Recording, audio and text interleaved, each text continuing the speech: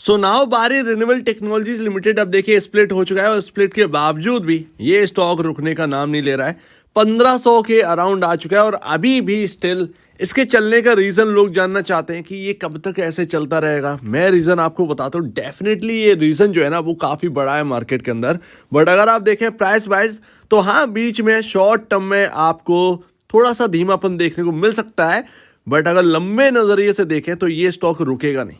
ये स्टॉक यहां से भी 3 गुना 4 गुना हो सकता है। तो अभी अगर आप देखें तो वारी रिन्यूएबल टेक्नोलॉजी, सबसे पहले मैंने आपसे यही कहा था कि इसका काम क्या है ये जरा समझिए। ये सोलर ईपीसी कंपनी है, सोलर ईपीसी कंपनी। इसी की एक और कंपनी आने वाली जो कि सोलर पैनल बनाते हैं।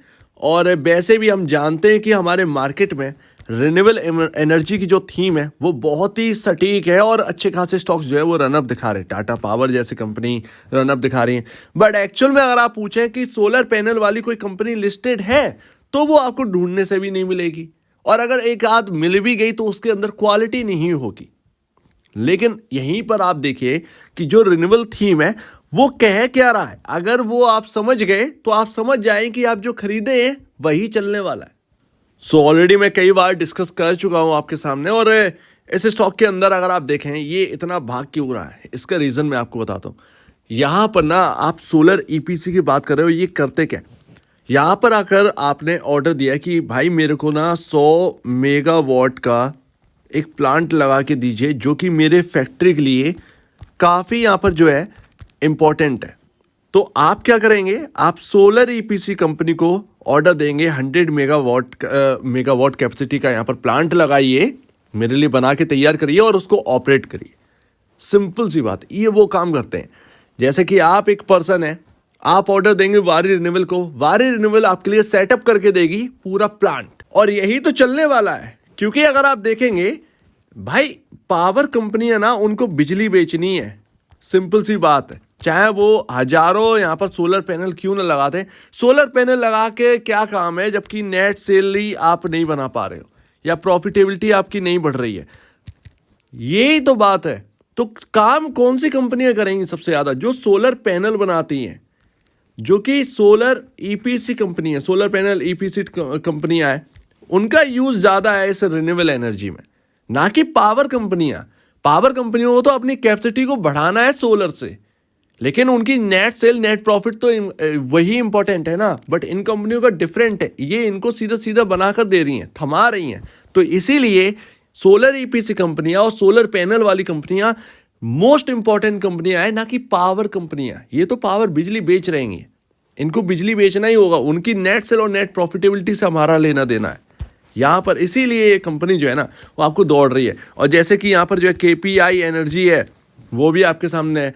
तो ये दो ही कंपनियां हैं जो कि अभी यहाँ पर जो है ना अच्छा खासा ग्रोथ डिलीवर कर रही हैं। आप नेट सेल्स आप देखिए किस तरीके से, तो इसी का रव ऑफ इफेक्ट जो है ना वो आपको देखने को मिला है। लेकिन हाँ बबल ना बने बस, क्योंकि अगर बबल बनता है इन चीजों के चलते, जब वो बबल फूटेगा तो भले ही रिन्यूएबल एनर्जी की थीम चलती रहे, ये स्टॉक ना 60% करेक्ट हो सकते हैं। और अभी ना मार्केट कैप आपका 15 या 391 करोड़ का पहुंच गया है। केपीआई एनर्जी जो है वो आपसे पीछे रह गया है, जबकि इनकी नेट सेल्स नेट प्रॉफिट जो है वो ऑलमोस्ट बराबर है। 19-20 का फर्क है वारी रिन्यूएबल एनर्जी और केपीआई एनर्जी में। बट फिर भी मैं यही कहूँगा कि बबल ना बने, क्योंकि आप देखिए नेट सेल ना अभी भी उतना नहीं है कि भाई साहब यहाँ पर जो है इतना बड़ा मार्केट कैप अचीव करके बैठे, और वो चीज़ दिख भी रही है। आप देखेंगे 144.52 का यहाँ पर जो है 144.92 का पी रेशियो है, 24.58 का यहाँ पर इंडस्ट्री पी है। आप देखेंगे किस कंपैरिजन यहाँ पर जो है क्या आपको देखने को मिल रहा है। सिंपल सी बात है। इवन आप देखेंगे प्राइस टू बुक वैल्यू, ये स्टॉक ना मतलब 2 से 3 गुना होगा एक टाइम पर, लेकिन अभी वो टाइम नहीं है। वो टाइम क्यों नहीं है, अभी यहाँ पर ना 86.91 का प्राइस टू बुक वैल्यू हो चुका है। अब आप समझ रहे हैं ना, प्राइस टू बुक वैल्यू 17 रुपए की प्राइस टू बुक वैल्यू है, बुक वैल्यू है आपकी, और 17 रुपए से ये स्टॉक कहाँ काम कर रहा है, 1500 के अराउंड। दैट्स वाई ये अभी बहुत महंगा हो चुका है, बबल जैसा यहाँ पर जो है फील आ रहा है। एक टाइम पर होगा, लेकिन उस वक्त अर्निंग जो है ना वो 2 से 3 गुना होने के लिए ना यहाँ से अर्निंग चाहिए होगी। अर्निंग्स भले ही बढ़ रही हैं, भले ही आपको जो है बहुत अच्छा खासा ग्रोथ हमें देखने को मिल रहा है, और ग्रोथ के मामले में आप देखिए क्वार्टर दर क्वार्टर आप देखेंगे तो 150 करोड़ से 324 करोड़ का यहाँ पर जो है सेल्स आई है। तो इसीलिए तो मार्केट जो है ना वो काफ़ी यहाँ पर पसंद कर रहा है वारी रिन्यूएबल को। लेकिन पसंद कर रहा है, ये तो एकदम ना बिल्कुल अलग सिनेरियो सा चला जा रहा है। 86 टाइम यहाँ पर जो है ना चल रहा है, ये बहुत ज़्यादा हो गया, बहुत ज़्यादा हो गया भाई। 20 गुना चलो ठीक है, समझ में आता है, 40 गुना समझ में आता है, लेकिन ये 86 टाइम ये बहुत बड़ी बात है। सो दैट ये थोड़ा सा प्रॉब्लम क्रिएट कर देगा। लेकिन मैं फिर भी बताऊं कि ग्रोथ अगर इस तरीके से जारी रही ना, तो अगर कोई बड़ा डिप भी आया ना तो इसको सस्ता करेगा और फिर वापस यहाँ पर जो है तेजी कर देगा, क्योंकि बुक वैल्यू भी तो बनेगी। अभी आपके नंबर से इस तरीके के दिखा रहे हैं, लेकिन फिर भी कितना बना लोगे, ये भी बात आती है। तो अभी ना थोड़ा सा बच बचा कर चलें, ज़्यादा बेहतर। 86 टाइम ये बहुत बड़ी बात हो गई है, कहीं और देख लीजिए ज़्यादा बेहतर है, बट 86 टाइम ये बहुत बड़ी बात है। कल और भी ज़्यादा हो जाएगी। अब आप सोचिए एक 5% का और सर्किल लग गया तो, लेकिन शायद अभी थोड़ा सा रुकने का नाम ना ले, क्योंकि अभी RSI जो है वो कल 15 मार्च यानी कि आपका फ्राइडे के दिन 66.76 था, मंडे के दिन आज के दिन 70 के अराउंड है। तो अभी भी जगह बनती है, अभी आप फुल्ली तरीके से ओवरबाउट नहीं हुए हो। यहाँ पर ऑलमोस्ट यहाँ पर आप कह सकते हैं 1800 तक के भी लेवल आ सकते हैं, तब तक आप महंगे मतलब ओवरबाउट नहीं होंगे बहुत ज़्यादा।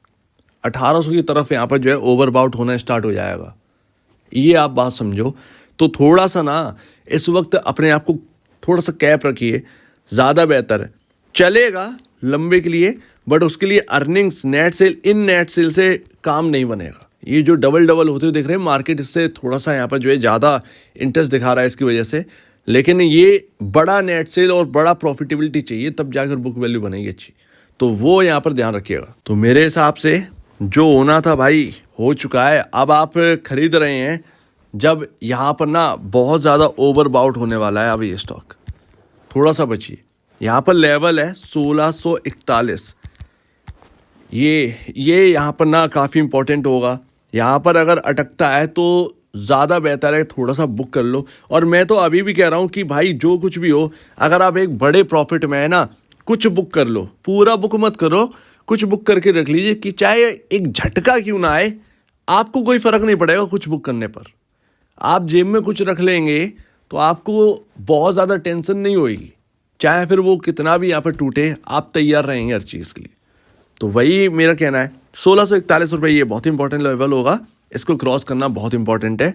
ये आप टॉप कह सकते हैं अभी का, हाल फिलहाल का।